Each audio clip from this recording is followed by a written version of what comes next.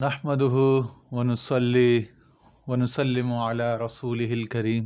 اما بعد۔ اچھا جی، آج ہم کل والے ہی سبق کو کنٹینیو کرتے ہیں جہاں سے ہم نے چھوڑا تھا۔ تو کل ہماری چل رہی تھی کہ علم الاسفار اور منزل ملامیہ کی کلاس چل رہی تھی۔ تو جب ہم نے اس کو ختم کیا تو ہم نے کہا تھا کہ علم الاسفار اور منزل ملامیہ کا ابھی ایک 1.5 صفحہ رہتا ہے، 2 عدد عنوانات باقی رہ گئے، تو اسی کو آج کنٹینیو کرتے ہیں۔ کل جہاں بات ختم ہوئی تھی کہ آگے فرماتے ہیں پس ملامیہ یعنی الذین لا یخافون لومۃ لائم، وہ لوگ جو لعنت ملامت سے نہیں گھبراتے حق کے باب میں اور حق کی راہ میں، اور بہت اونچے اولو العزم اور بہت اونچے عزائم اور بہت اونچی خود سپردگی اور فنا کی منزلوں میں ہوتے ہیں، ان کو ایک اصطلاحی ایک ان کے طبقے کو جو ہے ایک نام دے دیا گیا، ملامتی یا ملامی۔ تو کہہ رہے ہیں کہ یہ جو طبقہ ملامیہ ہے اس بارے میں درست علم والے لوگ ہیں، یہ اونچے طبقے اور مثالی طریقت والے سردار ہیں، دنیا اور آخرت میں انہیں ہی قرب والا ٹھکانہ حاصل ہے۔ اس کے بعد پھر یہ انہوں نے ایک نیا عنوان قائم کیا، نئی ہیڈنگ ہے ملامی شیوخ۔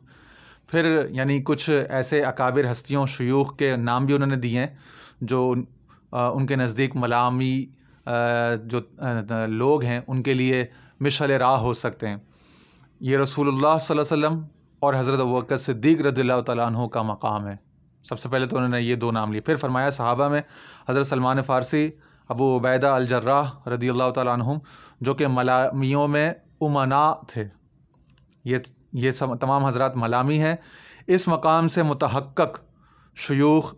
اب ان کے کچھ نام آ رہے ہیں کہ کون کون ایسے اولیاء اللہ تھے جو ماضی میں یا ان کے ہم عصر ان کے معاصرین میں سے جو اس مقام سے متحقق ہوئے، یعنی اس مقام سے ٹوٹلی جو ہے وہ یعنی فیضیاب و بہرہ مند ہوئے، تو ان کے نام بتا رہے ہیں: شیخ حمدون القصار، ابو سعید الخراز، ابو یزید البستامی۔ اور پھر ہمارے دور میں، یہ تو انہوں نے پرانے لوگوں کے بزرگوں کے نام لیے، پھر فرماتے ہیں ہمارے دور میں شیخ ابو سعود بن شبلی،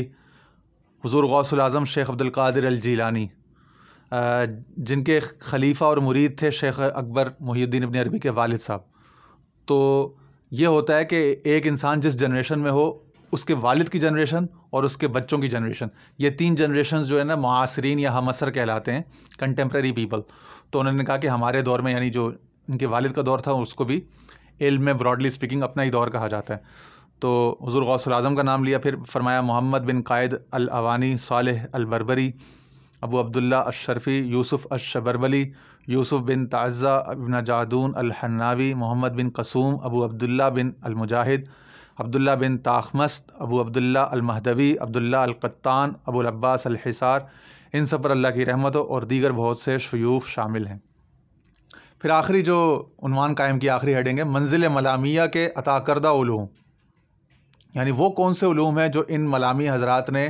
اپنی مریدوں کو یا اپنی جنریشنز کو آگے جو ہے وہ قول کے ذریعے، ملفوظات کے ذریعے یا مخطوطات کے ذریعے یا مکتوبات کے ذریعے سے فارورڈ کیے ہیں، بیان کیے ہیں۔ تو ان کے عطا کردہ علوم، وہ فرماتے ہیں یہ منزل یعنی منزل ملامیہ بہت سے علوم پر مشتمل ہے، یعنی بہت سے خاص علوم پر مشتمل ہے۔ ایک یہ علم جو علم حکمت ہے،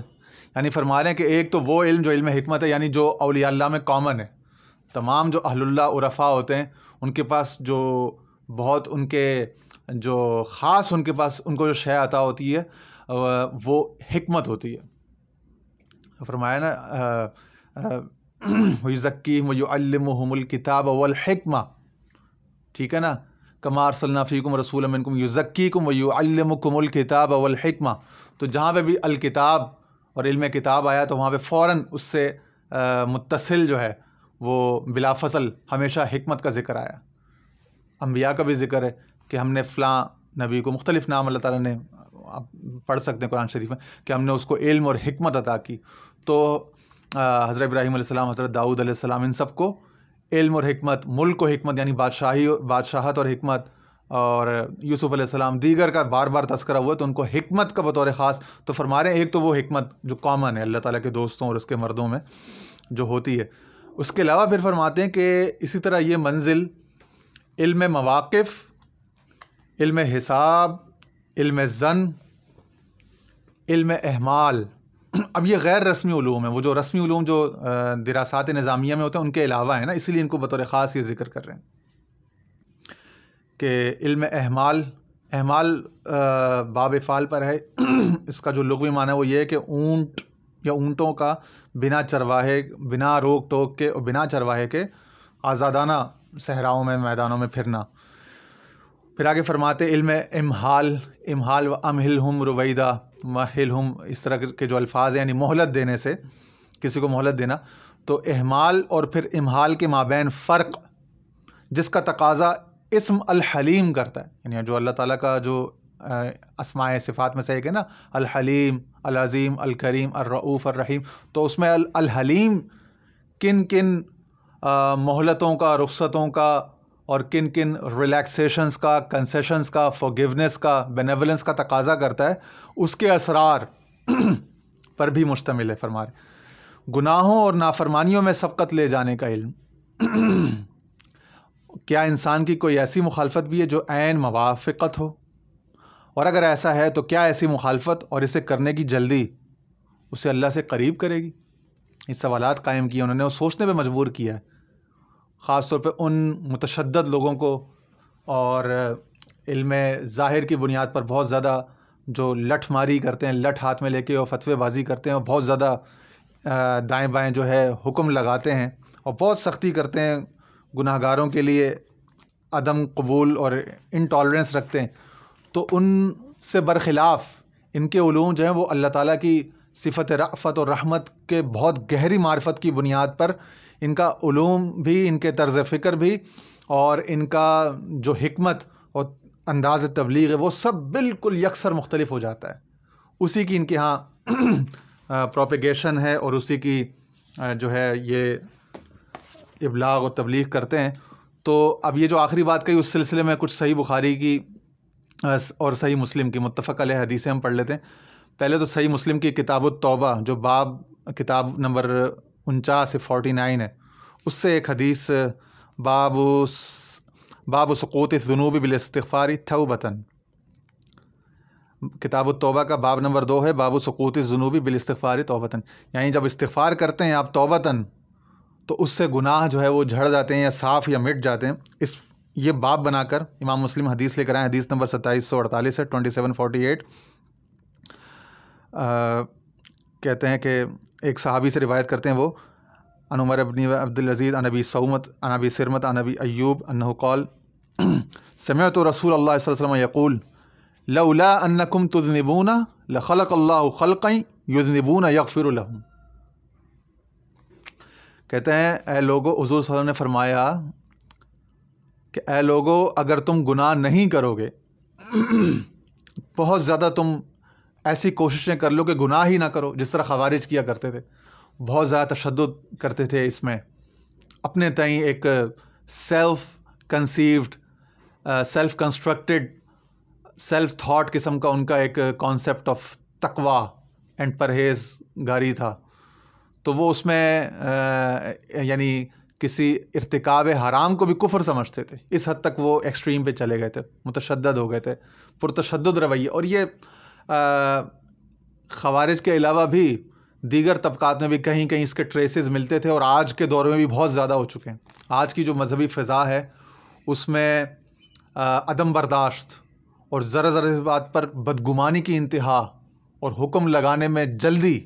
اور بہت بڑا حکم لگانا چھوٹی غلطی پر، درمیانے درجے کی غلطی پر بہت بڑے بڑے فتوے صادر کرنا، یہ بہت زیادہ ہو چکا ہے اب. تو شیخ الاکبر نے انہی رویوں میں اعتدال اور تحمل کے لیے یہ تعلیمات آشکار کیں، تاکہ لوگ اولیاء اللہ و صوفیاء کرام کے منہج و اسلوب کو سمجھ سکیں اور اس طریقے پر اپنی طرز فکر کو ڈھال سکیں. تو یہ حدیث اس کی تائید میں استشہاداً ہم صحیح مسلم کی حدیث لے کر آئیں کہ وہ لولا انکم تذنبون لخلق اللہ خلقا یذنبون یغفر لهم، کہ اگر تم لوگ گناہ نہیں کرو گے تو تم کیا سمجھتے ہو کہ بہت کوئی بڑا کام کر لو گے؟ لخلق اللہ خلقا، یاد رکھنے کہ اللہ تعالیٰ ضرور تمہیں ریپلیس کر دے گا، تمہاری جگہ ایسی کوئی مخلوق، ایسی کوئی قوم لے کر آئے گا، یذنبون یغفر لهم، کہ وہ گناہ کریں گے اور پھر مغفرت مانگیں گے، اور پھر گناہوں پر مغفرت مانگیں گے۔ تو یہ حدیث نمبر 9 تھی کتاب التوبہ کی۔ پھر آگے چلیں، حدیث نمبر 10، عن ابی سرمۃ عن ابی ایوب الانصاری اور رسول اللہ صلی اللہ علیہ وسلم انہ قال لو انکم لم تکن لکم ذنوب یغفرها اللہ لکم لجاء اللہ بقوم لہم ذنوب یغفرها لہم، کہ اگر تم ایسے ہو جاؤ یا ایسا چاہو کہ تم کوئی گناہ کرو ہی نہیں کہ جس پر کوئی مغفرت یا شرمندگی ہو، کیوں الندم توبہ حدیث میں ہے نا کہ ندامت شرمندگی توبہ ہے، وہ اللہ تعالیٰ کو پسند ہے، اور کتنی پسند ہے اس پر بھی آگے ہم ایک حدیث کوٹ کرتے ہیں آپ کو، صحیح مسلم صحیح بخاری کی متفق علیہ حدیث ہے، وہ متفق علیہ، یہ صرف صحیح مسلم کی ہے۔ تو اچھا، اس سے اوپر والے صحیح مسلم اور ترمذی دونوں میں تھی، یہ معمولی الفاظ کے اختلاف کے ساتھ یہ صرف صحیح مسلم میں ہے کہ لو انکم لم تکن لکم ذنوب یغفرها اللہ لکم، اگر تم کوئی بھی ایسا گناہ نہ کرو، کوئی ایسا عمل نہ کرو جس پر تم اللہ سے یعنی اللہ تعالیٰ تمہیں معاف کرے، اپنے تئیں تم گناہوں سے بالکل پاک صاف ہونا چاہو، لجاء اللہ بقوم لہم ذنوب یغفرها لہم، تو اللہ تعالیٰ کوئی ایسی قوم لے آئے گا جس کے پاس گناہ ہوں، جو گناہ کرے اور اللہ تعالیٰ ان کو معاف کیا کرے گا۔ پھر حدیث نمبر 11 اور صحیح مسلم کی حدیث نمبر 2749 2749، یہ ساری صحیح مسلم اب کمپیوٹر پہ آن لائن، آپ لازمی نہیں کہ آپ کے پاس پرنٹڈ کتابیں ہوں مطبوعہ، آن لائن بھی ہیں آج کل، بہت سارے سافٹ ویئر ایپس وغیرہ مل جاتے ہیں۔ اب یہ حدیث ہے ابی ہریرہ رضی اللہ تعالیٰ عنہ قال قال رسول اللہ صلی اللہ علیہ وسلم والذی نفسی بیدہ لو لم تذنبوا لذهب اللہ بکم ولجاء بقوم یذنبون فیستغفرون اللہ فیغفر لهم، معمولی الفاظ کے اختلاف کے ساتھ، کہ حضور صلی اللہ علیہ وسلم نے فرمایا کہ مجھے قسم ہے اس ذات کی جس کے قبضے قدرت میں میری جان ہے، کہ اگر تم لوگ کوئی گناہ نہ کرو تو اللہ تعالیٰ ایسی قوم کو لے آئے گا کہ جو گناہ کریں گے پھر استغفار کریں، گناہوں سے معافی طلب کریں گے اور اللہ تعالیٰ ان کو معاف کیا کرے گا۔ اب اس کے بعد کتاب التوبہ کا باب نمبر 1، باب فی الحد علی التوبۃ والفرح بها، باب اس بارے میں کہ گناہ کے بعد توبہ کی ترغیب پر اور اس پر فرح بہا، اور اس پر اللہ خوش کتنا ہوتا ہے، فرحت محسوس کرتا ہے اس پر۔ یہ حدیث نمبر 2744 2744 ہے کہ مطلب اس میں یہی ہے کہ اللہ تعالیٰ فرماتا ہے کہ للہ اشد فرحا بتوبۃ عبدہ المؤمن من رجل فی ارض دویۃ مہلکۃ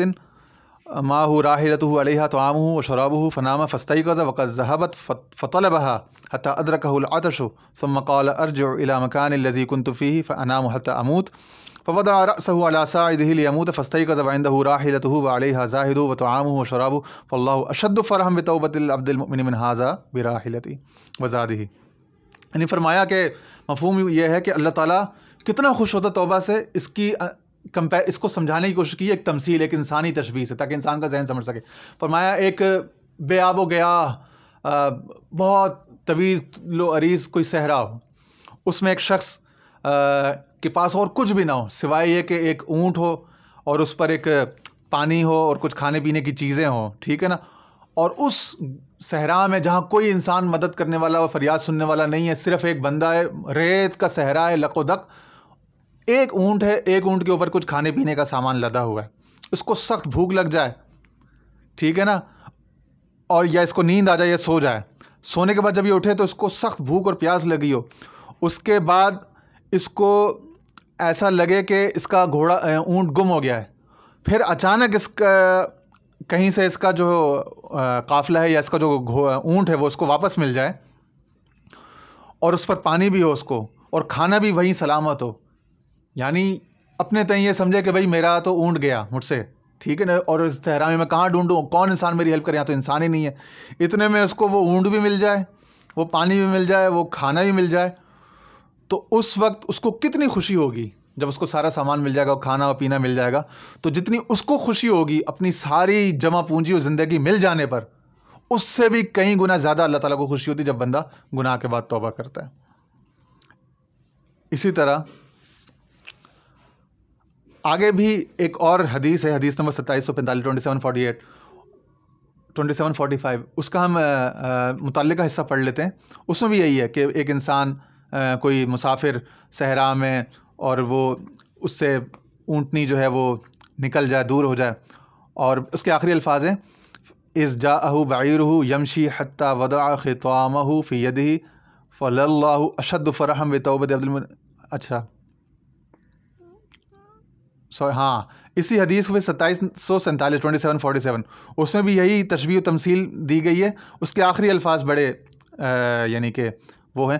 فاتجع فی ظلها قد ایس من راحلته فبینا هو كذلك اذا هو بها قائما عنده فاخذ بخطامها ثم قال من شدة الفرح اللهم انت عبدی وانا ربک. کہہ رہے ہیں کہ وہ بندہ مایوس ہو گیا کہ اب اس کا راحلہ یعنی اس کا جو زاد سفر تھا، وہ جس اونٹ پر تھا کجاوے پر لدا ہوا تھا، وہ سب اس سے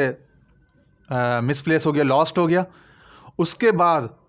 اس کو کسی درخت کے نیچے وہ اپنا سارا یعنی اونٹ اور پانی اور کھانا سب کچھ کہیں مل جائے، درخت کا سایہ بھی مل جائے. پھر یہ شخص درخت کے شاخ کو پکڑ کر یا اپنے جانور کی جو لگام ہے اونٹ کی اس کی وہ پکڑ کر اور پھر یہ کہے ثم قال من شدت الفرح، انتہائی خوشی میں کہہ دے اللہم انت عبدی وانا ربک. اخطا یعنی غلطی سے اس کے منہ سے یہ نکل جائے، مطلب اس کا یہ نہ ہو، مطلب وہ کہنا چاہ رہا کہ اے اللہ کیا بات ہے، اللہ تو میرا رب اور میں تیرا بندہ. اس کے بجائے وہ کہہ دے اللہم انت عبدی وانا ربک، اے اللہ تو میرا بندہ، میرا غلام اور میں تیرا رب. اس کے منہ سے یہ نکل جائے خوشی میں، یعنی فرحت میں اگر اس کے منہ سے یہ نکل جائے تو جتنی خوشی، excitement, overwhelming joy and delightment جو اس کو فیل ہوئی، جس نے اس کے حواس کو باختہ کر دیا اور اس کے منہ سے یہ کلمہ نکل آیا جو یقیناً خطا پر، بے ادبی پر مشتمل ہے، لیکن چونکہ اس کی نیت نہیں تھی، اس کی نیت تو اللہ کا شکر ادا کرنے کی تھی، اپنے اور بندے اور جو رب کا جو رشتہ ہے اس کے اعتراف کی، اس کے تسلیم کی نیت تھی. اس کے منہ سے کلمہ الٹا صادر ہو گیا کتنی خوشی سے، خوشی کے مارے. تو جتنی خوشی اس کو تھی اس سے کئی گنا زیادہ رب کو خوشی ہوتی ہے کہ جب بندہ اس سے گناہ کے بعد توبہ کرتا ہے. اور بندے کتنے کو توبہ کرتے ہیں، کتنے گناہ گار ہیں، اس کے لیے حدیث کے مختصر سے الفاظ کتاب البر والصلہ صحیح مسلم کی، اور اس کی باب ہے باب تحریم الظلم، اس میں حدیث و طویل ہے 2577. اس کا بس ایک الفاظ میں پڑھنا چاہتا ہوں، یعنی پیچھے سے یہ الفاظ ہے اے اللہ، اے بندو، اللہ تعالیٰ فرماتا ہے حدیث قدسی ہے کہ تم سب بھوکے ہو اگر میں تمہیں کھانا نہ کھلاؤں، یعنی جس کو بھی کھانا ملتا ہے اس کو میرے فضل سے ملتا ہے، اپنی اس کی صلاحیت سے، عقل سے، علم سے نہیں ملتا. اور تم میں سے کوئی بھی لباس نہ پہن سکے اگر میں اس کو نہ پہنانا چاہوں، تو جس کو لباس ملا ہے، جس کا شرم چھپی ہوئی ہے، وہ میری عطا سے. اور اسی طرح فرمایا یا عبادی انکم تخطئون باللیل والنہار، اے میرے تمام بندو تم لوگ صبح شام گناہ کرتے ہو، خطائیں کرتے ہو. وانا اغفر الذنوب جميعا، اور میں تم سب کے گناہ دن رات معاف کرتا رہوں. فاستغفرونی اغفر لکم، پس سو تم لوگ مجھ سے معافی مانگتے رہا کرو، مغفرت مانگتے رہا کرو، میں تمہیں معاف کرتا رہوں گا. اسی گناہ اور اس کے فلسفے پر ایک دو اور حدیثیں، مشکات شریف کا یہ میرے پاس نسخہ دارالکتب العلمیہ بیروت کا، اس میں کتاب الدعوات ہے، کتاب الدعوات کی حدیث نمبر 2359 2359 ہے، یعنی مشکات شریف کی حدیث نمبر 2359 ہے اور کتاب الدعوات کی حدیث نمبر 37 ہے. وعن علی رضی اللہ تعالیٰ عنہ قال قال رسول اللہ صلی اللہ علیہ وسلم ان اللہ یحب العبد المؤمن المفتن التواب، یعنی حضرت علی سے روایت ہے کہ رسول اللہ صلی اللہ علیہ وسلم نے ارشاد فرمایا کہ بے شک اللہ تعالیٰ بہت پسند کرتا ہے اپنے مؤمن مفتن بندے پر جب کہ وہ توبہ کرنے والا ہو. اب مفتن کون ہے؟ باب تفتن سے. اب یہ سادہ اگر فاتا نون سے یہ آتا نا اسم الفاعل تو اس کا معنی ہوتا کہ وہ بندہ جو گناہ کر لے، فتنے میں مبتلا ہو جائے. لیکن تفتن، تدرج، اس میں تدریج ہے، ارتقاء ہے اور ویرائٹی ہے، تنوع ہے. باب تفتن، باب تفعل کے خواص میں سے. تو اس کا محدثین نے، شارحین نے پھر اس کی جب شرح کی ہے تو وہ اس میں کہتے ہیں کہ اس سے مراد یہ ہے کہ اس کے پاس ڈھیر ساری قسموں کے اعتقادی اور عملی گناہ ہوں، کئی ساری بلاؤں میں، ابتلاؤں میں، وہ آزمائشوں میں، امتحانوں میں، اور کئی دفعہ اعتقادی گمراہیوں میں اور فسق و فجور کے ساتھ ساتھ کئی بار ناشکریوں میں اور کلمات کفر دل میں محسوس کرنے پر بھی آ چکا ہو، اور کئی بار کوئی ایسی بے ادبی کے یا ایسے کلمات ادا کر چکا ہو رب سے مایوس ہو کر، یعنی کئی دفعہ اس کے اندر مایوسیاں، نا امیدیاں آئی ہوں، لیکن بنیادی طور پر وہ مسلمان، اپنے آپ کو مسلمان ہی کہتا ہو، ایسا بندہ المفتن کہلائے گا. اس کو حدیث میں المؤمن المفتن کہا جا رہا ہے کہ بہت اعتقادی گمراہیوں کا، ناشکریوں کا، مایوسیوں کا، رب تعالیٰ سے بدگمانی کا، بدعقیدگی کا، بد اعتقادگی کا بارہا وہ مرتکب ہوتا ہے، شکار ہوتا ہے ان سارے مسائل کا، اس کے باوجود توبہ کرتا ہے تو اس کو عبد المؤمن کہا جا رہا ہے۔ ان اللہ یحب العبد المؤمن، العبد المؤمن۔ آج ہمارا کیا حال ہے؟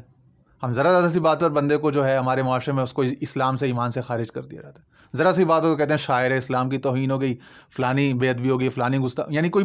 کوئی بھی کسی قسم کی ہنسی مذاق کی بات، کوئی سیکولر، کوئی عام دنیا کی بات کہیں ہوتی ہے، اس کو آؤٹ آف کانٹیکسٹ اٹھا کے زبردستی کفر پہ لے کے جاتے ہیں، گستاخی پہ محمول کر کے اس کو زبردستی کھینچ تان کے جو ہے بندے کو اسلام سے، اللہ اور اس کے رسول کی ذات سے، اس کی رحمت سے، مغفرت سے، بار بار کی توبہ سے، بار بار کی انابت اور رجوع کے جتنے مراحل ہیں، جتنے معاملات ہیں، جتنی گنجائشیں، ان سب سے جو نا اس کو مایوس کرتے ہیں، ان سب سے اس کو جو ہے بیچارے کو محروم ٹھہراتے رہتے ہیں۔ کتنی شدت ہو، کتنی ایکسٹریمزم آ گئی ہمارے رویوں میں، کتنی دہشت زدگی آ گئی ہے، اس پر ہمیں غور کرنے کی ضرورت ہے۔ پھر آگے حدیث نمبر 2360 2360 اور کتاب الدعوات کی حدیث نمبر 38 ہے۔ وعن ثوبان رضی اللہ عنہ قال سمعت رسول اللہ صلی اللہ علیہ وسلم یقول ما احب ان لی الدنیا بهذه الآیہ یا عبادی الذین اسرفوا علی انفسهم لا تقنطوا الی آخر الآیہ۔ آخر الآیہ پوری آیت ہے نا، لا تقنطوا من رحمت اللہ ان اللہ یغفر الذنوب جميعا انہ هو الغفور۔ فقال رجل فمن اشرک، فسکت النبی صلی اللہ علیہ وسلم ثم قال الا ومن اشرک 3 مرات، یعنی کہ الا ومن اشرک، الا ومن اشرک، الا ومن اشرک۔ حضرت ثوبان رضی اللہ عنہ صحابی رسول، ان سے مروی ہے، کہتے ہیں کہ میں نے رسول اللہ صلی اللہ علیہ وسلم سے سنا، وہ فرما رہے تھے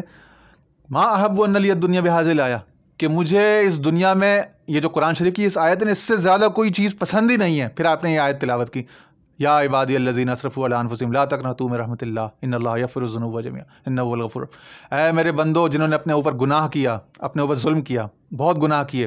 اللہ کی رحمت سے مایوس نہ ہونا، لا تقنطوا من رحمت اللہ۔ پھر اگلا حصہ آیت کا ان اللہ یغفر الذنوب، اللہ تعالیٰ تمہارے سارے گناہ معاف کر دے گا، انہ هو الغفور الرحیم، وہ بہت معاف کرنے والا، بخشش کرنے والا، رحیم، مہربان ہے۔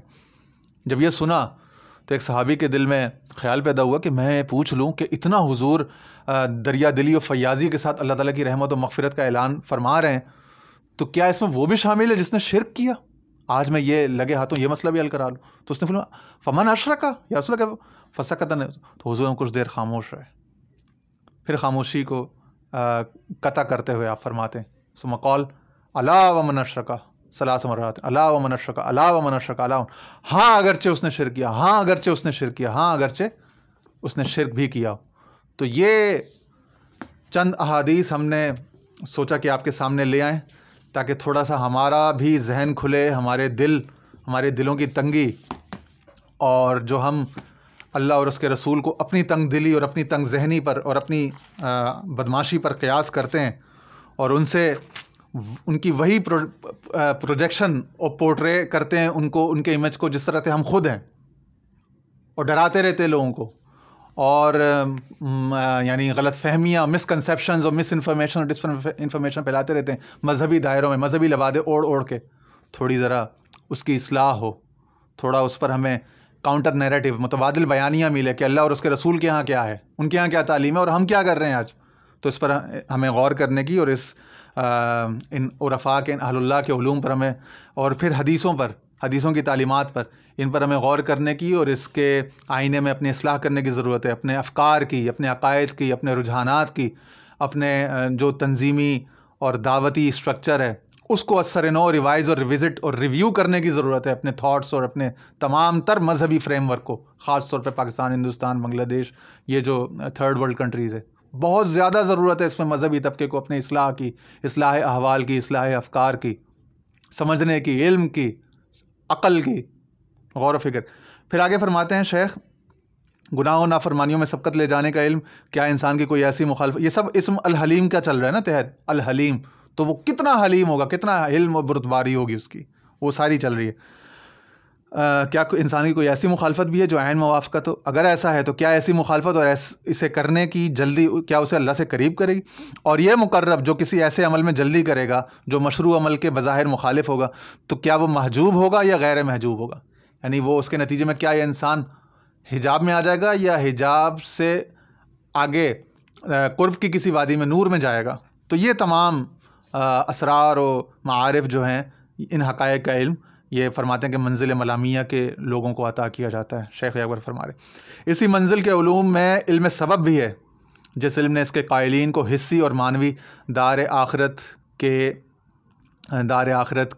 یعنی کہ انعامات کے اس تک پہنچایا. اس منزل کے علوم میں یعنی وہ پھر اس کی خواہ طلب نہیں کرتے کہ ہمیں دار آخرت میں حصی یا معنوی طور پر جنتیں، کھجوریں اور نہریں اور شہدیں اور سونے اور تاج کے محل اور عورتیں اور حوریں اور یہ چیزیں چاہیے. وہ اس سے بری الذمہ اور اس سے یعنی کہ بیزار ہو جاتے ہیں اور اس سے بلند ہو جاتے ہیں اور صرف مولا کی طلب کرتے ہیں. وہاں پہ بھی، یہاں پہ بھی اور وہاں پہ بھی. اس منزل کے علوم میں موت کے احوال کا علم ہے، یہ کس جانب لوٹتا ہے، یعنی موت کے احوال کا علم کس جانب لوٹتا ہے، اس کی حقیقت کیا ہے، ذبح کرنا کیا ہے. وہ جو حدیث ہے نا کہ موت کو ایک مینڈھے کی صورت میں لا کر ذبح کر دی جائے گا، اس کے بعد موت کو ہی موت آ جائے گی، پھر اس کے بعد موت رہے گی نہیں، خالدین فیہا ابدا. پھر جس کو اللہ جہاں چاہے گا وہاں ہمیشہ ہمیشہ رکھے گا. ذبح کرنا کیا ہے، یعنی مینڈے کو ذبح کرنا. اور عالم خیال میں یعنی عالم مثال میں اس کی صورت خالص سفید مینڈے کی طرح کیوں ہے. اس کا مطلب ہے عالم خیال میں، عالم مثال میں اولیاء اللہ نے عرفاء نے دیکھی ہے تو کہہ رہے ہیں نا کہ اس کی صورت خالص سفید مینڈے کی طرح کیوں ہے. یہ بھی ان کو معلوم ہے کہ کیوں ہے، یہ بھی معلوم ہے، اور کیسی ہے یہ بھی معلوم ہے. کیوں حدیث میں صرف مینڈے کا ذکر ہے نا کہ مینڈے وہ بھی عالم غیب میں. قیامت تو عالم غیب میں ہے نا،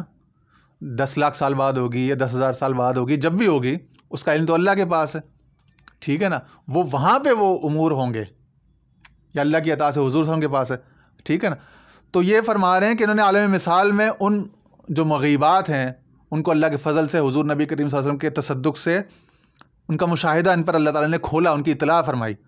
اب یہ کہہ رہے ہیں کہ خالص سفید منڈے کی طرح کیوں ہے، اس کے ذبح کی جگہ کیا ہے، اور جب یہ ذبح ہوتا ہے تو اس کی زندگی کس کو منتقل ہوتی ہے. یہ بھی تو ایک زندگی تھی نا، تو یہ زندگی کس کو منتقل ہوتی ہے. ہم قیاس کر سکتے ہیں کہ یہ جو زندگی منتقل ہوتی ہے تو پھر یہ ان سب لوگوں کو منتقل ہو جاتی ہے جن سے موت کے امکان کو رد کیا جا رہا ہے. واللہ عالم بالصواب. بہرحال چونکہ یہ تو سوالات ہیں، اب ہم صرف قیاس کر سکتے. اور اس تجلی کا علم جس سے معنوی اور حصی ستاروں کی روشنیاں ماند پڑ جاتی ہیں. معنوی ستارے، حصی ستارے. معنوی ستارے جو انسان کے اندر لطائف ہیں وہ ہیں، حصی ستارے جو ہمیں ستارے نظر آتے ہیں. اب چونکہ شیخ الاکبر کے ہاں حضرت ادریس علیہ السلام کا اس حوالے سے ذکر بھی ملتا ہے، اور آگے کتاب الاسفار میں بھی علم نجوم اور یہ جو برج اور جو اوپر جو زوڈیک سائنس جن کو آج کل کہتے ہیں اسٹرالوجی میں، اور ایسٹرولوجیکل جو چیزیں ہیں ان کے دنیا میں جو اثرات پیدا ہوتے ہیں اس میں کس حد تک اللہ والوں کو عطا کیا جاتا ہے اور کتنا وہ اس سے اکتساب کرتے ہیں، اس کا بھی تھوڑا بیان ہے آگے کتاب الاسفار میں. تو وہ فرما رہے ہیں کس طرح وہ اس تجلی کا علم جس سے معنوی اور حصی ستاروں کی روشنیاں ماند پڑ جاتی ہیں. یعنی کوئی ایسٹرولوجر ستاروں، زوڈیک سائنس کو، برجوں کو دیکھ کر ستاروں کی چال سے اندازہ لگایا کہ بھئی فلاں بندے یا فلاں ملک یا فلاں شہر میں اب اس طرح کے ایونٹس کریٹ ہوں گے. تو ان کو اس تجلی کا علم بھی معلوم ہے کہ اللہ تعالیٰ کی کس اسم کی تجلی اور کس طرح کے حقائق نازل ہوں، کس طرح کے امر زمین پر اترے، تو جس کے نتیجے میں ستاروں کی چال سے نظر آنے والا جو فور سائٹ یا فور سی ہے وہ آلٹر ہو سکتا ہے. ان کو اس کا بھی علم ہوتا ہے کہ اس سبب کو المسبب کس طرح سے آلٹر کر کے ایک دوسری اس کو ڈیمنشن یا ڈیسٹینیشن دے سکتا ہے. وہ اب ایسٹرولوجرز کے پاس نہیں ہوتا، وہ ان کے عرفاء اور اولیاء اللہ کے پاس ہوتا ہے. تو یہ فرما رہے ہیں اس تجلی کا علم. پھر آگے فرماتے ہیں بندے اور رب کے درمیان حاضرت جمع کا علم. حاضرت جمع کا علم یعنی جسے کہتے ہیں کہ جسے بعض داتا صاحب نے کشف المحجوب میں اور لوگوں نے بھی فرمایا کہ وصال اور فراق کا علم. تو بہرحال پھر آگے فرماتے ہیں اور علم اسفار یعنی ظہور کا علم. ہم نے اس بارے میں ایک رسالہ بھی لکھا ہے جس کا نام ہم نے کتاب الاسفار عن نتائج الاسفار رکھا ہے. وہ یہی کتاب، اس کا بھی شیخ الاکبر اپنے فتوحات مکیہ اور مخطوطات میں ذکر کر رہے تھے نا، تو یہ مخطوطات ان کے چل رہے تھے. یہ علم الہی پر مشتمل ہے یہ کتاب، اور اس حکم الہی کی اس سے کیا نسبت ہے، اور علم کائناتی پر اور اس سے حکم الہی کی نسبت پر، معنوی اور حصی طور پر بھی، اور دیگر بہت سی باتیں ہیں. تو یہ تمام باتیں تھیں اشارات میں اور متشابہات میں، اور اس کو بس ہم یہیں پہ ختم کرتے ہیں اور دعا کرتے ہیں کہ اللہ تعالی ہمیں شرح صدر عطا فرمائے، فہم عطا فرمائے، اور ہمارے احوال کی، افکار کی اصلاح فرمائے، ہمارے حال احوال پر نظر رحمت، نظر کرم فرمائے۔ وآخر دعوانا